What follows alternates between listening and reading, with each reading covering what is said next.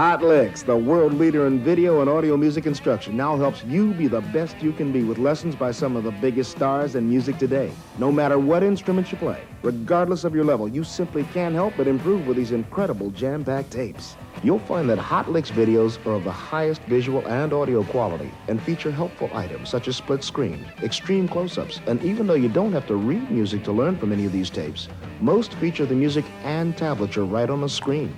Don't be fooled by our imitators. Hot Licks is the original, and we are dedicated to always bringing you the best in tape musical instruction. Let the best make you better on the tapes that really teach. Hot Licks.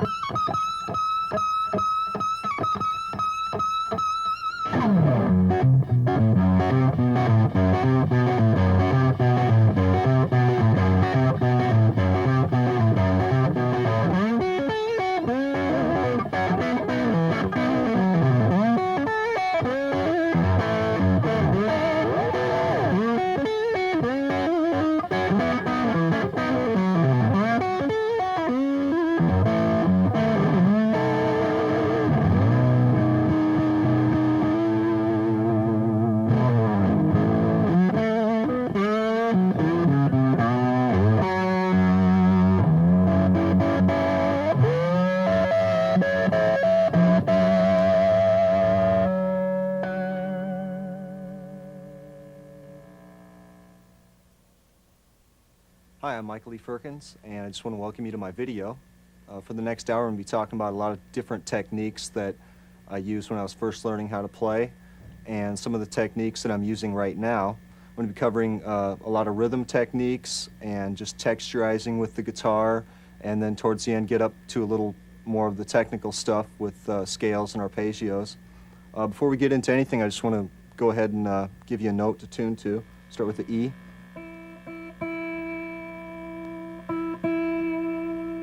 And B.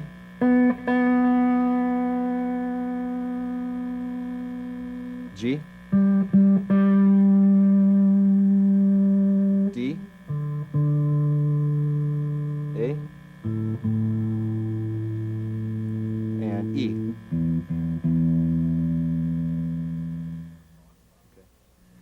Okay, the first thing I want to talk about today is rhythm guitar.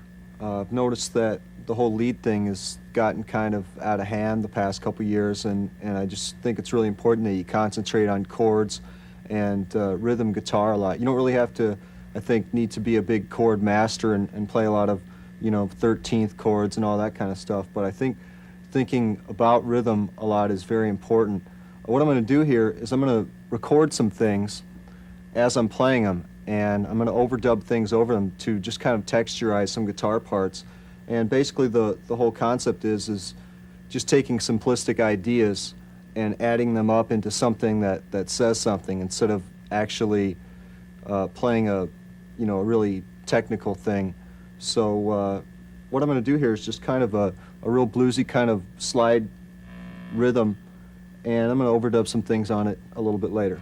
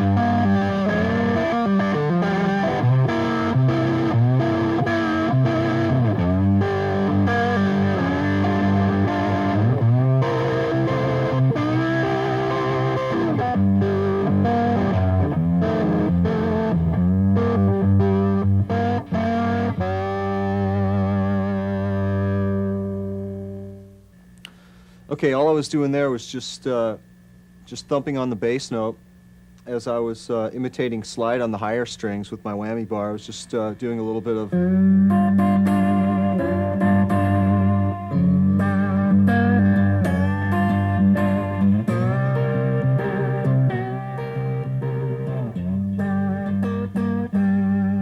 I'm just keeping my pick on my ring finger on my right hand and using my pinky to work the whammy bar.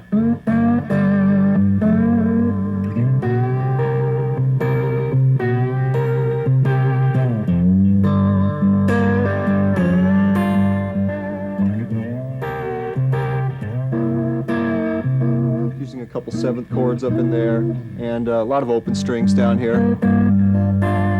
7th chord down there. Okay, what I'm going to do now is just plug into a different sound and do some clean things on top of that rhythm that sort of complement what I already laid down.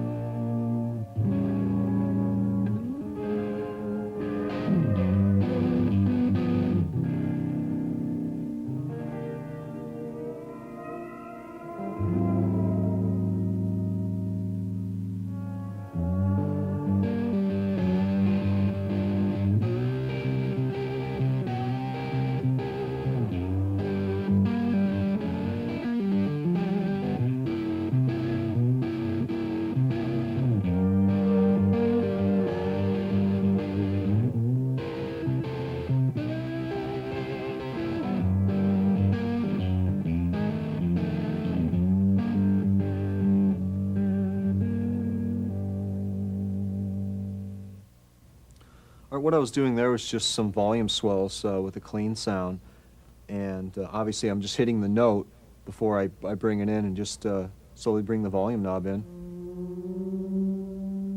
A couple of those kind of gives it a pedal steel type effect when you add some more harmonies on. Okay, what I'm going to do now is lay a lead on top of all the other parts that are already there. What we got already is just, you know, the first rhythm part, and we have the clean sound with the volume swells. And what I'm going to do now is just put a melody over the top of it. And we've already got a lot going on, so we don't really want to get in the way of anything that's already there. And one way you can help to get around that is get another different sound in there. I don't think you know, I'd want to use the same sound as the prior electric sound to lay the lead down, or it's going to kind of clash with the frequencies in there. So what I'm going to do is use the wah pedal down here, and I'm going to just turn it on and pull it all the way back to give it kind of an old-time, real low-endy kind of sound, and lay the melody over the top.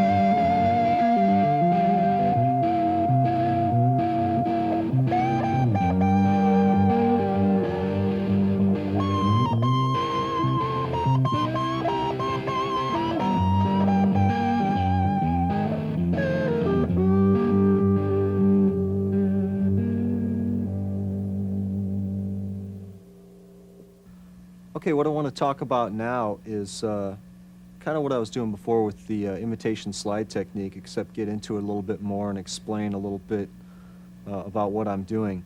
Before I get into it, though, I want to kind of just play for a little bit and give you an idea of what I'm doing.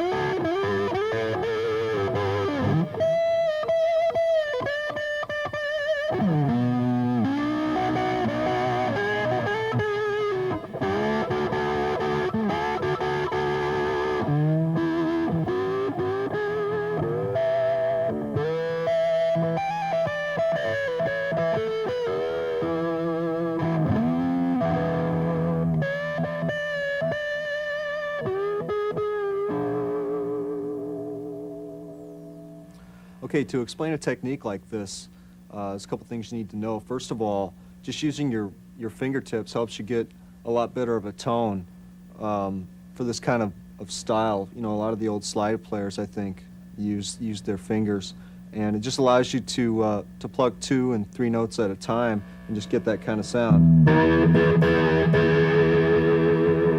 What I'm doing there is just taking a lot of thirds, a lot of cliche slide voicings, and just give it a low note with your thumb and bring it up with your whammy bar.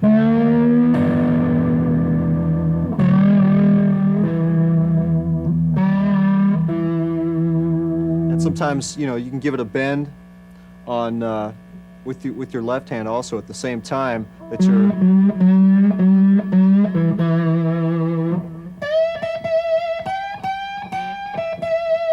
kind of accents on the bend.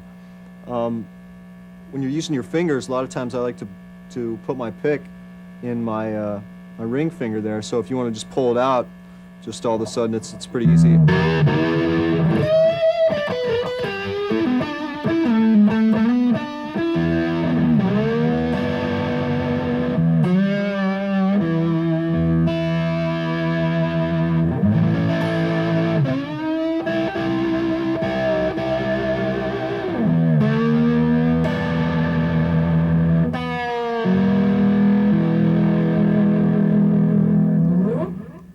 Okay, I don't know really where I came up with a technique like this. A couple of the influences that helped me out after I had started playing a couple of these things were just some Led Zeppelin riffs, just a little bit of, you know.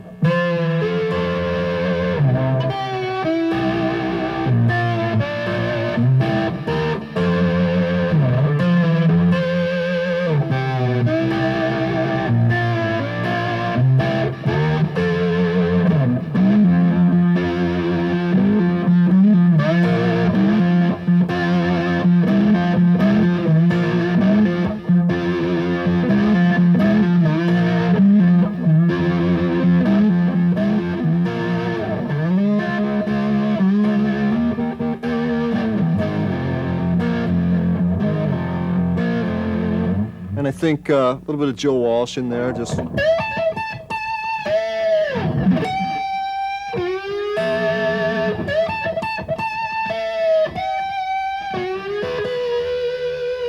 right, for the most part, what I'm doing is pushing on the whammy and letting all the strings come up in tune. But if you try pulling up, there's certain sweet spots that you can find where just the tension creates different harmonies where you're pulling up, and it's usually the same on any guitar with a vibrato arm, but you definitely have to find the little areas. For instance, on the 4th string, if you pull up a full step, you're going to find a flat 5 on the G string, or if you play some thirds on the E and B string, you're going to get into the major and then up into a minor third.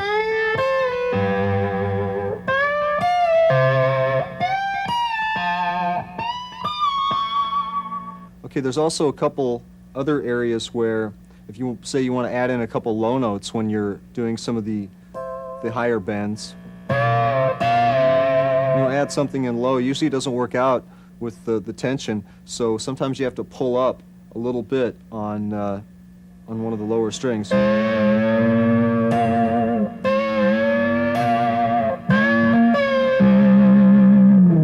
there's other times where it just kind of lucks out and some of the lower notes are in tune, like this one.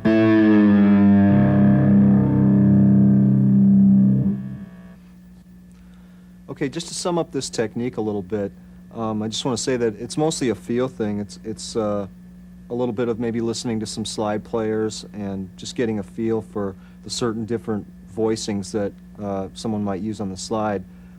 Basically, you just kind of get the technique down. You just kind of go for it.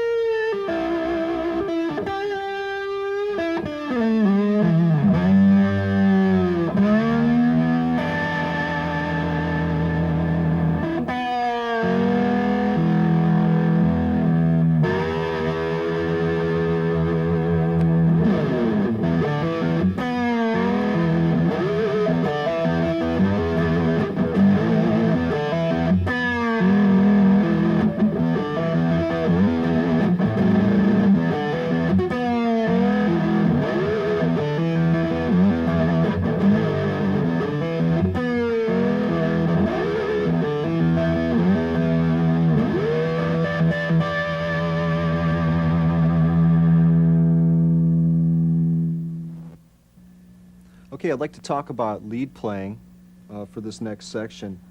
One of the things that helped me out when I was first learning to play was just taking scales and learning them in all the different positions. The way that I found helpful was just taking one scale up the string and then building the scale off each one of those notes.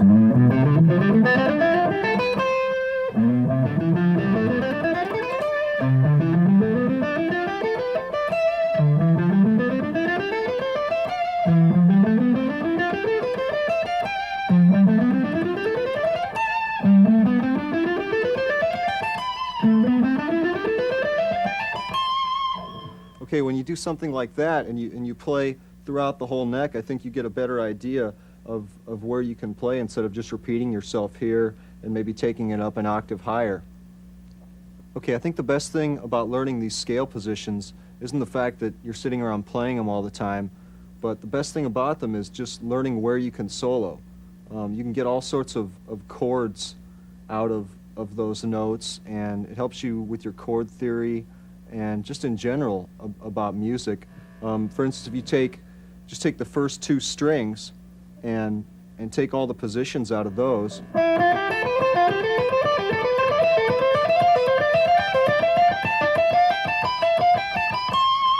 have a lot of different possibilities of chord fragments and patterns that you can make out of those. For instance, get all your thirds, all your sixths.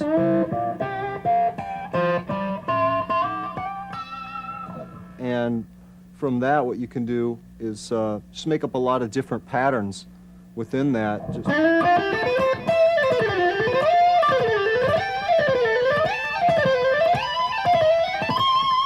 all I was doing there was just taking each position, skipping over one of them, and coming back to the one that I skipped.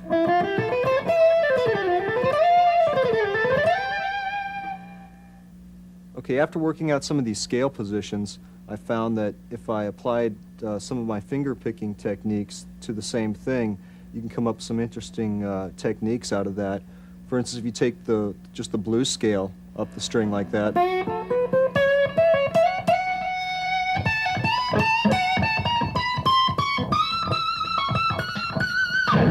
take that and do the same thing on the B string.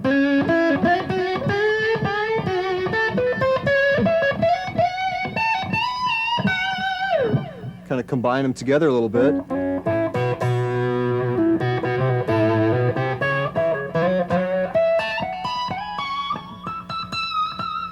And then and mix it up a little bit.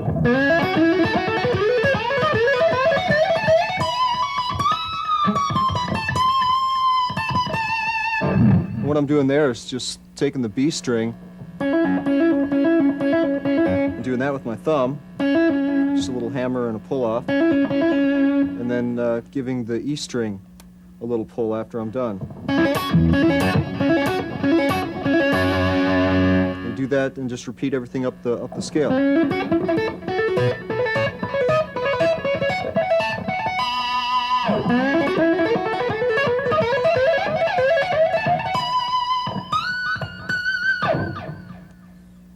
Now if you take that same concept of playing a blues scale straight up the neck on two strings, there's a couple other variations you can use. For instance, if you're in C sharp,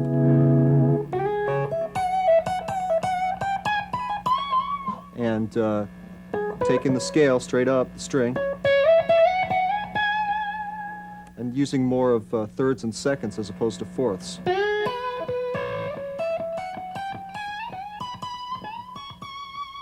And what I'm going to do there is just use that same theory where I'm skipping the different positions and coming back to the positions that I had skipped, like this.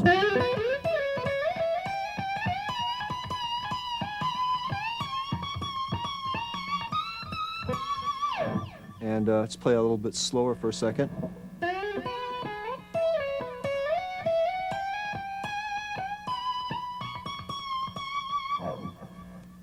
Okay, another technique you can use vertically up the neck like that is a technique that I think I found by just checking out different harmonica players, and it's a real standard harmonica lick. take a couple open strings and add it in there and just take it up the neck.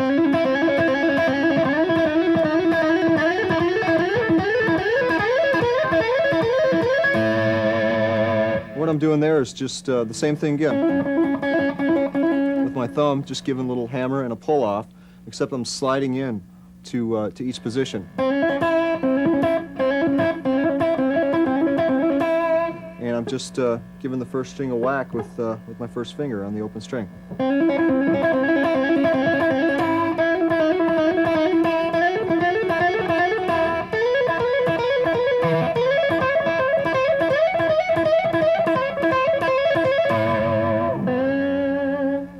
Okay, a similar technique that you can use with the open strings is something that I think I got from listening to a couple banjo players. I'm not very good at doing a lot of the finger rolls, but just on the two strings with the E and B, you can kind of get that kind of an effect by just...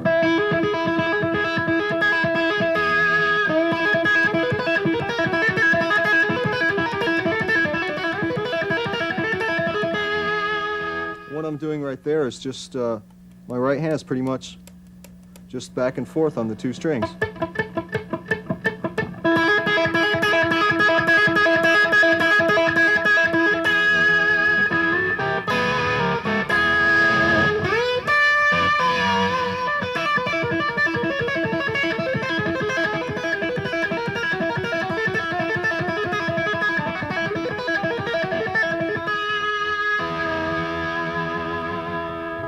Okay, by adding a capo, you can get some different tonalities because you're able to change where your open strings are going to fall. You can just put it on anywhere and you get some interesting tonalities.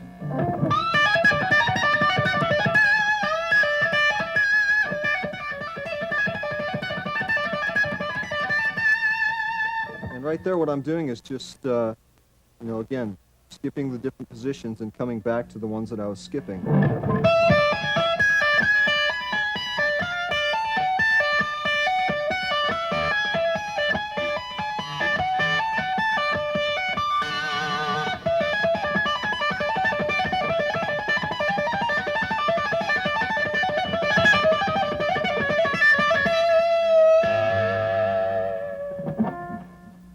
Okay, by adding a capo on, you can get some different tonalities because this allows you to change where your open strings are going to fall. And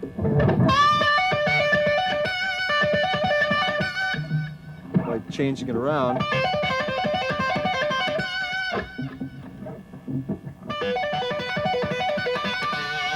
you get a lot of different tonalities happening.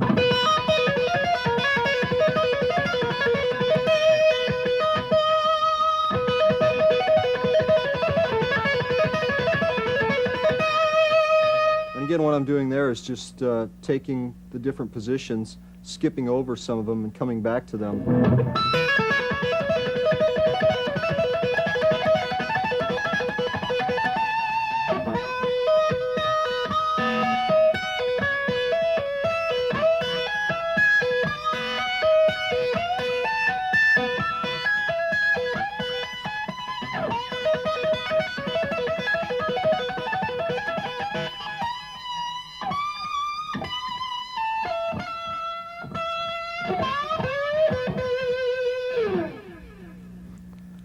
Okay, now getting back into the pedal steel kind of effect, if you take some of these intervals of sixths and do kind of the same technique with them, you can get a lot of nice pedal steel or country kind of effects just by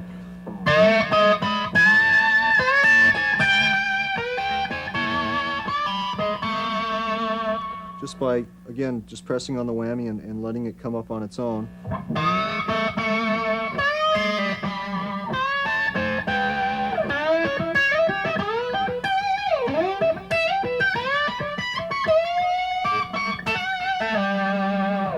Okay, going back into the skipping of positions, you can take that same theory and get some other licks with that.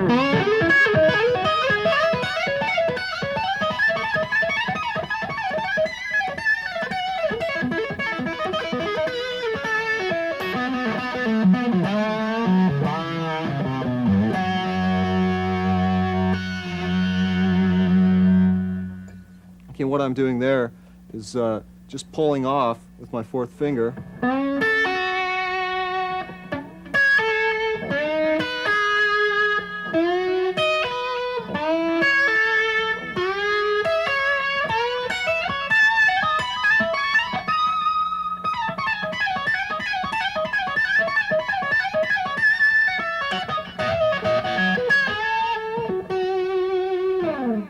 Okay, if you add some open strings to that same theory, you can come up with something that I think kind of sounds like almost like a tap, but it's not really. It's kind of like this.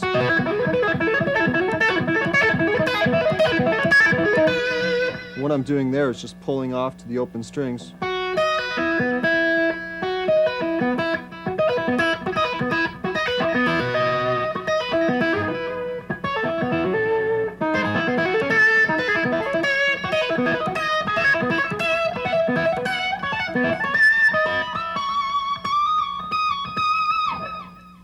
Okay, just to sum up this last section that we were just talking about, I just want to remind you to try to take different elements of your playing and try to use chords and different rhythms and different techniques to try to come up with something whole and entertaining for yourself. What I'm going to do is just try to take some of the things I was showing you and combine them with some rhythmic stuff and create something here.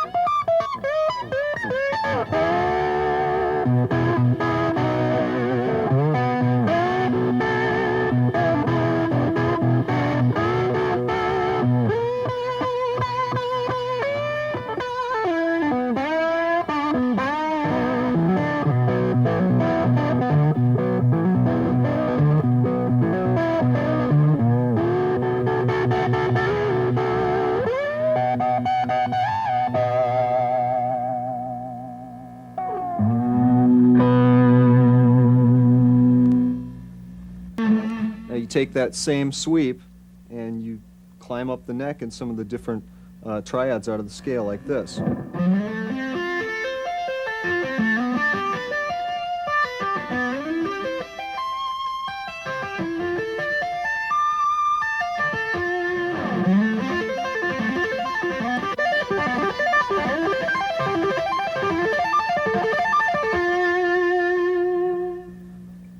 Okay, now if you take that same technique right there and you combine it with the technique that we talked about earlier where you kind of mix up your fingering on the way down and give another tap, you have something like this. And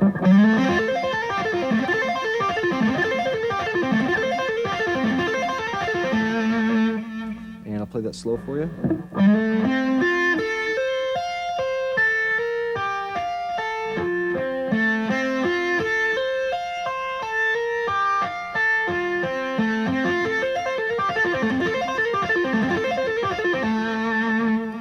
Again, you can move that up the neck. For instance, take one of the other patterns we were talking about where you go up a minor third every time and it kind of sounds like this.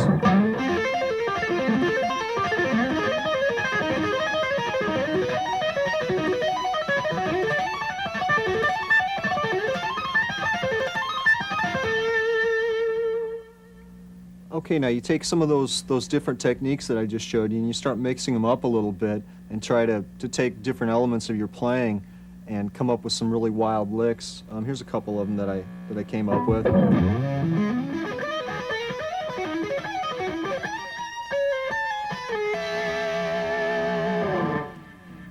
Okay, and what I'm doing there is just going up the scale with a minor 7 arpeggio like this.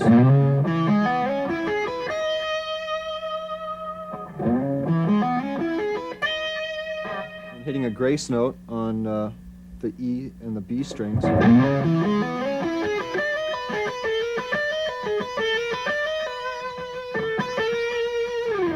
Like that. And what I do from there is I slide into some of those triads that we were playing before. Okay, now that you take some of these different techniques that I've shown you and you kind of mix them up and combine different elements of your playing to come up with some really different kind of licks by combining other ones like this.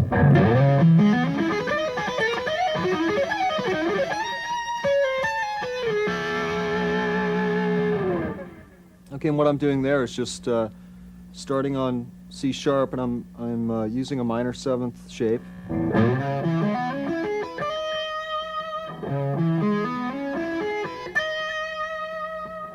And then I'm going into a couple grace notes on the E and the B string.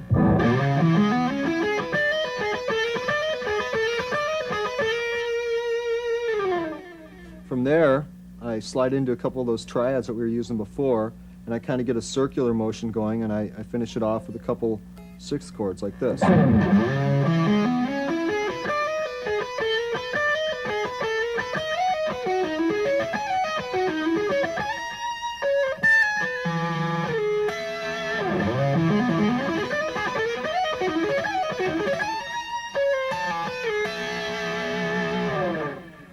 If you take a different scale other than the ones we've been playing and you take some of the different elements from before and add them into a different scale, you can come up with some interesting tonalities. Just taking a harmonic minor scale, putting a flat 5 in there and creating some arpeggios out of that, you can get something like this.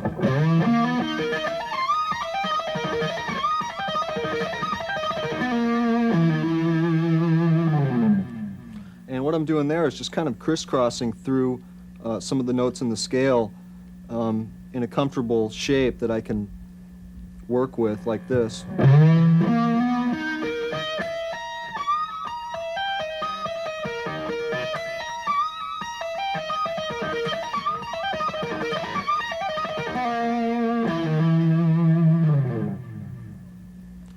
Okay, just to sum up everything that we've talked about, we've covered a lot of rhythmic things and we've covered a lot of lead playing, and I think the most important thing that has helped me out over the years is to just try to combine the two. Even when you're just playing by yourself and tapping your foot, it's really important to play rhythm, and every 4 or 8 beats try to throw a lead in there and keep it going and pop back into the rhythm. And you don't have to keep a perfect 4/4 time. You can experiment with different time signatures that way, and I think it's by far the most important thing you could do for yourself is just sitting around and practicing rhythm and throwing in the lead. On that note, I just want to say thanks a lot for tuning in. I hope you like my video, and I'm going to try to play a couple things on the way out, and thanks a lot. See ya.